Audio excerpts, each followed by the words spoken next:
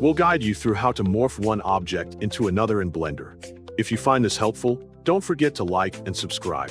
To morph one object into another in Blender, start by opening a new project and adding a cube to the scene. Press Shift+A, choose Mesh, and select Cube from the list.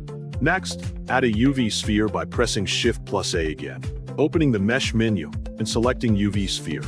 Move or position the objects if needed, and make sure both objects remain visible in the scene before continuing.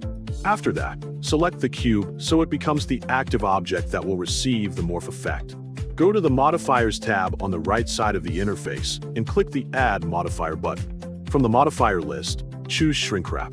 Inside the Shrink Wrap settings, use the eyedropper tool and click on the UV sphere so the modifier uses the sphere as its target shape. With the cube still selected, press Tab to enter edit mode. In the Shrink Wrap modifier panel, enable the On Cage icon so you can preview the modifier effect while editing the mesh. Press A to select all vertices of the cube.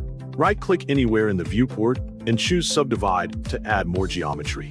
Repeat the subdivide process 5 times so the cube has enough vertices to properly match the round shape of the sphere. When the subdivisions are complete, press Tab again to exit edit mode.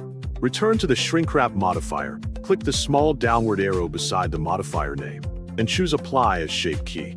Next, select the UV sphere and delete it because it is no longer needed in the scene.